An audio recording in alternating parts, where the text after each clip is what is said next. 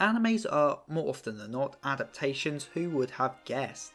Be it mangas, light novels or games, a lot of pieces of Japanese media have been animated and presented to the masses as anime. And although one can say that a good adaptation merely translates the original media into a faithful animated form, it is also fair to say that a great adaptation goes beyond just translating the original media into animated form, and instead elevates the original property to higher heights. And that will be the topic of discussion for this video, as we will today be talking about what makes a good anime adaptation become a great anime adaptation. So, if at any time during the video you find yourself entertained, then consider liking, subscribing and ringing the bell, as you don't know how much a small action can do for this channel. Anyway, on with the video. There are many ways that an anime adaptation can surpass its original format. Beautiful animation, such as in the case with Demon Slayer, is an obvious pick, but simply saying that animes with high level production, great music and jaw-dropping animation could often surpass their original mangas is a rather obvious statement. As well, just by adding music to a scene can completely change the emotional weight of said scene. So instead, the three examples I wish to discuss today will have surpassed their source material through things other than good animation and music. And the first of these examples is in relation to the JoJo's Bizarre Adventure anime. JoJo's anime is, as far as an adaptation goes, incredible. David Productions has gone above and beyond when it comes to adapting Araki's manga. The fact that the colour palette will change mid-episode, for example, is a brilliant way of taking creative license with a property. Araki once said that colours should be used to give the reader a new impression, as different colour patterns invoke different emotional responses. And David Productions obviously took this into account when creating this wonderful colour changing gimmick that gives JoJo its own identity. The fact JoJo's OPs change in relation to the big bad stands at the end of each part, and the fact that Torture Dance got its own song and extended sequence are even more examples of the brilliant additions David Productions has made when adapting JoJo's. However, the one addition they made to JoJo's that in my opinion is the most immersive and elevates the original source material the most is the addition of Morio Radio.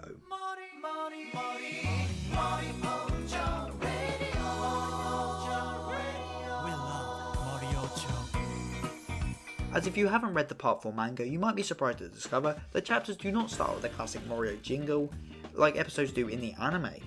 The Morio jingle, just like the little info sheets that pop up about Morio, make the town feel alive and lived in, a subject my good friend Adam Plore goes into detail on in this video here.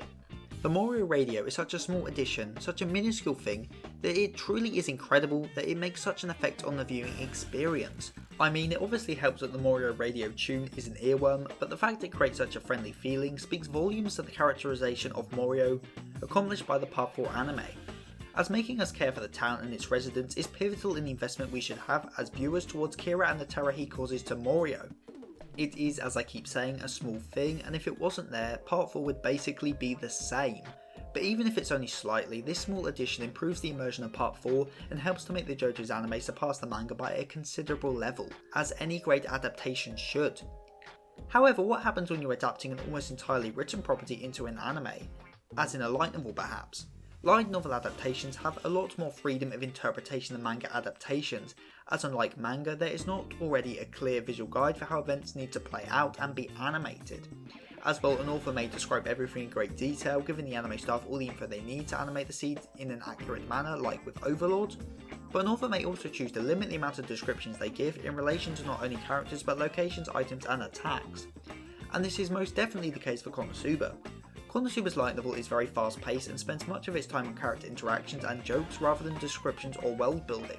Though that isn't to say Konosuba has bad world building, just that it is far more subtle and not as deeply explored as other fantasy properties. And this is to the light novel's advantage, as long descriptions would just slow down the fast and fun pace. So when it came time to adapt the light novel into both a manga and anime form, a whole new opportunity was made available. The manga and then later the anime were able to give detail to the world of Konosuba and opened up the door for a new type of comedy not present in the light novel, and that is visual gag humour. As think about it, how can any of Konosuba's outrageous faces or visual gags be effectively communicated in a written form? A lot of Konosuba's visual humour isn't really present in the original source material, with most comedy coming from Akatsuki's incredible comedy and his mastery at writing setups and payoffs. And yes, the manga and anime of Konosuba could have chosen to keep all the jokes the same and merely use the light novel's witty writing to carry the series on a comedy front, however that is what a good adaptation would do rather than a great one. Translating Konosuba into a visual medium gave an opportunity to add even more humour and comedy into an already hilarious series, and so I commend the team behind both the anime and manga for enhancing Konosuba's greatest asset, its comedy, even further.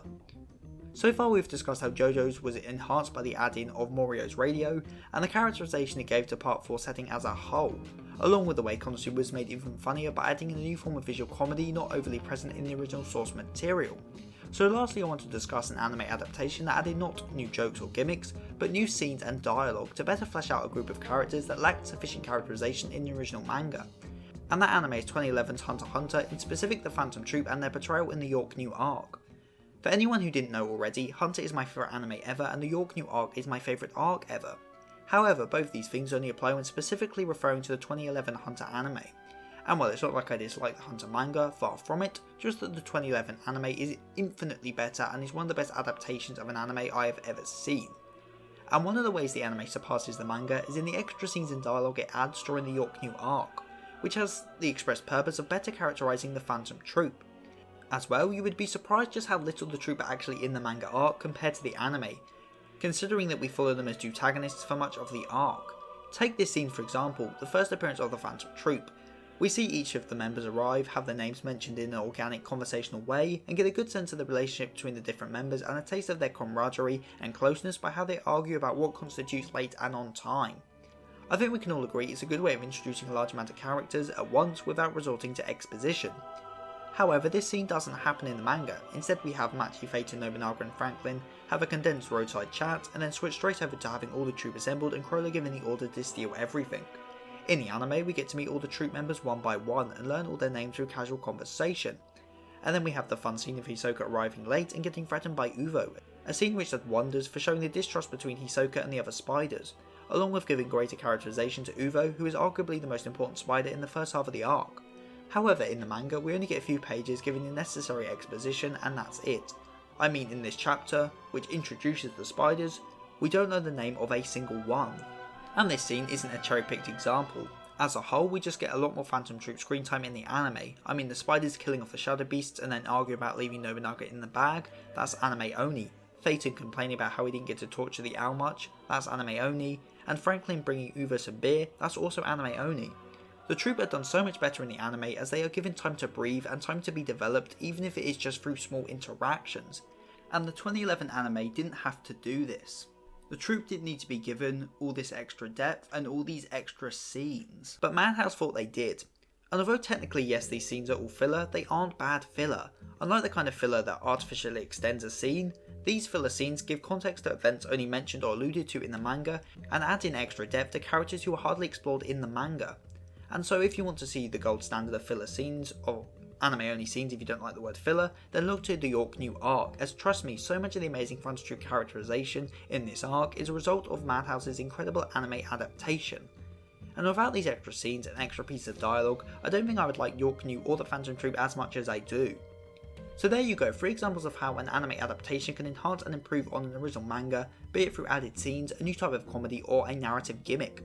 There's of course dozens more examples I can name, but this video isn't meant to be a comprehensive list of great anime adaptations, and more a mechanism to help more people appreciate these anime shine. So if you can think of any great anime adaptations, then please I urge you to tell me about it in the comment section below, and tell me why this adaptation surpasses its original source material. Comment of the week comes from Hero Thinker with this insightful comment on critiquing anime as a whole. If you have any opinions on this topic, tell me in the comment section down below, and if you have a suggestion for a future video, then again the comment section is funny enough down below. Also don't forget to check out my Twitter at SethTheS for channel updates and just general chatter, and my DMs are always open if you want to chat to me directly.